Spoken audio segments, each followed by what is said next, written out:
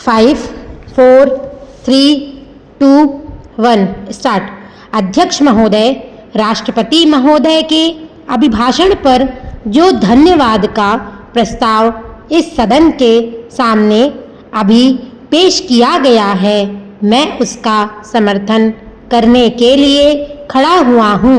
मैं इस चर्चा में भाग लेते हुए अपने कुछ विचार प्रकट करना चाहता हूँ। विरोधी दल के कुछ सदस्यों ने इस पर विरोध प्रकट किया है। यह सही है कि देश की आज की स्थिति को देखते हुए उन्होंने विरोध प्रकट किया है। सदन में जनता के चुने हुए प्रतिनिधि को अपनी बात प्रस्तुत करने का पूरा हक है। उन्हें अपनी बात अच्छे से सदन में प्रस्तुत करनी चाहिए थी। आज हमारे देश में 3 बड़ी समस्याएं हैं। एक तो सबसे बड़ा सवाल हमारे सामने खाने की वस्तुओं का है। तीसरा, पंचवर्षीय योजना के अंत में हमने कल्पना की थी कि हम अपने सारे साधनों को जुटाकर अपने लक्ष्य के अनुसार खाद्यान्न उत्पन्न करेंगे।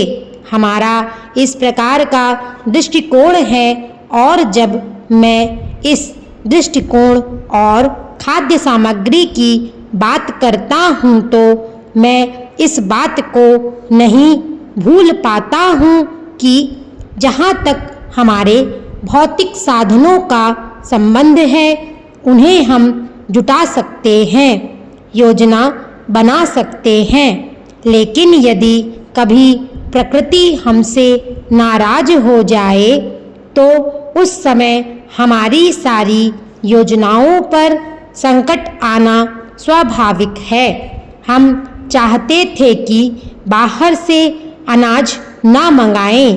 बाहर से अनाज मंगवाने से हमारे आत्मसम्मान को बड़ी ठेस पहुंचती है और यह आत्मसम्मान किसी राष्ट्र के जीवन में सबसे अधिक महत्वपूर्ण स्थान रखता है। आज की स्थिति में ऐसी कोई बात नहीं है जो हम जनता से छिपाना चाहते हैं या सदन से छिपाना चाहते हैं। हमने अपने सारे उत्पादन और गल्ले के समस्त भंडार को स्पष्ट बताया है। हमने चेतावनी दी है कि हमारे पास अनाज नहीं है। अंतर्राष्ट्रीय स्थिति भी आप देख रहे हैं। सबसे पहला प्रश्न जीवन का आता है और उसके लिए जहाँ से भी अनाज प्राप्त हुआ हमने लिया। इस समय भी हम वार्ता करके आप सबका सहयोग लेना चाहते हैं। हम स्वावलंबी होना चाहते हैं, उत्पादन बढ़ाना चाहते हैं।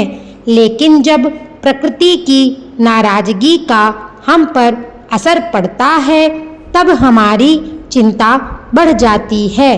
इस सब के बावजूद हम जनता को आश्वासन देना चाहते हैं कि हमारी सरकार किसी भी प्रकार की स्थिति का मुकाबला करने में समर्थ है और इस कठिन स्थिति से भी वह जल्दी ही छुटकारा पा लेगी।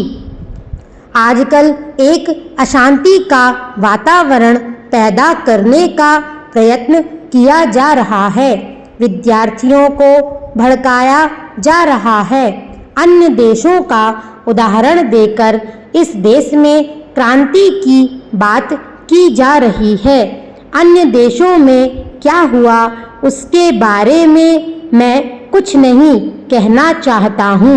विद्यार्थी समाज के सामने आज 2 प्रश्न हैं और हम चाहते हैं कि उनका समाधान वे स्वयं करें। एक अध्ययन का और दूसरा आंदोलन का।